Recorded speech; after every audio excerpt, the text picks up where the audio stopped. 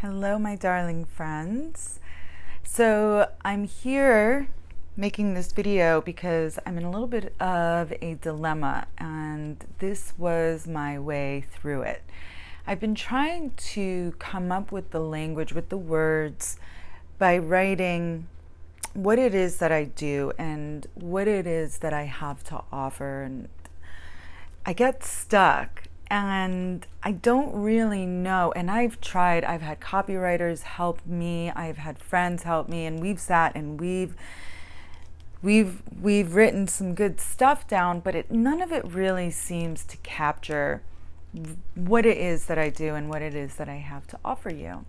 So I figured the best way would be this way, to just tell you in my own words.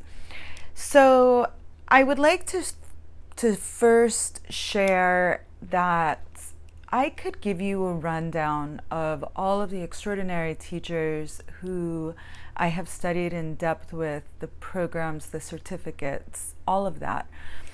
But what I can share for absolute certain is the greatest value of what I have to offer is through my own personal experience. And in the yogic tradition, there are two different types of teachers. There's a guru, the one that we are most familiar with, the name at least that we're most familiar with. And I wonder if a few yoga teachers might not change what they call themselves after this. And I kind of hope that they do. So there's a guru, and a guru is essentially somebody who has learned. I have learned from my teacher, and now I pass it on to you. I teach you from having had learned. And then there is an acharya, and an acharya is somebody who teaches from having had experienced. And that's where I find myself. I don't try to know it all. That's not even a thing.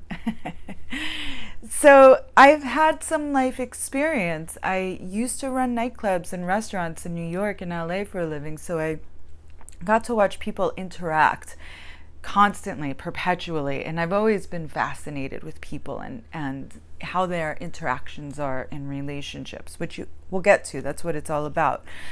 And I've been married and divorced twice, which might cause for pause.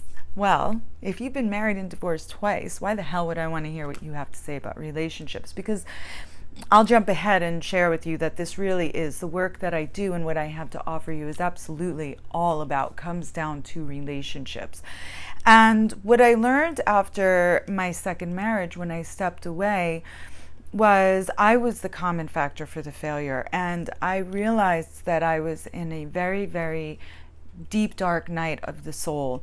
And really, truly, in its classical definition as written by St. John of the Cross, like a real soul crisis, having felt completely abandoned by everything that I believed, by everything that I studied, by everything that I had learned. Not only yogic traditions, but Buddhist traditions. My grandmother was a kahuna in the Hawaiian spirituality of Una. I've, studied, the teachings of Jesus Christ in depth. I went to private Catholic schools most of my life. And I study and learn this work as a passion, as my dharma, as my purpose and goal. And I questioned it. I was in a place of questioning. And it was through that place of questioning that I realized that not only had I not been bamboozled by all of this wonderful work, but that it was working. And that is indeed what was happening. And so I stopped pointing fingers and looking for answers through the behaviors and actions of anybody or anything outside of myself, and stopped and said, okay, I'm the common factor. I'm the common factor. I am the one who chose every choice that led me to where it was in my life, which was at a second divorce with 2 children in tow in suburbia. And not that there's anything wrong with marriage and children in suburbia. It's wonderful, except for that it doesn't match me and my design. And I made choices, and in those choices I realized upon reflection that I was self-sacrificing. I was taking all of the lessons of what I should do through my entire life of being told that the world does not revolve around me. Share, the world does not revolve around you, except for that my world does. And I always felt that, except for that it does. Because if I'm not here in the center of my world, who is? Through being called a selfish bitch, I can't tell you how many times. But if needing to take care of myself made me selfish, then, I was confused. I must be wrong. And then I started to question those truths. I started to question that honor code inside of myself to always put me first. And not only did I start to question it, but I started to make actions match it. Well, it's right and it's virtuous to put my husband's professional needs ahead of mine. It's right and virtuous to put the business's needs ahead of my own. It's right and virtuous to put my children's needs ahead of my own. And I wound up being a broken woman.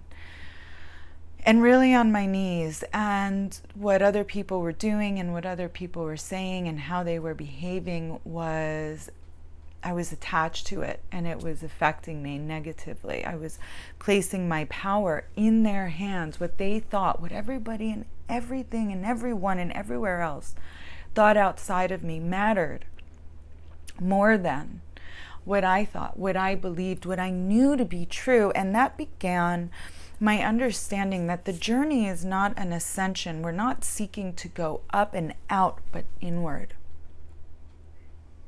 Inward.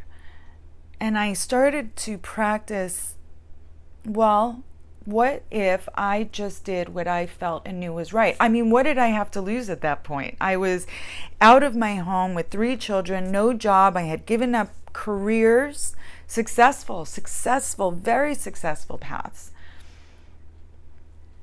What did I have to lose? I might as well try this out. Okay, they say this stuff works. I have been reading that for centuries, that this Buddha sat under this tree and that non-attachment and okay. And so I tried it, and I tried it all out, and it's extraordinary. It's absolutely incredible.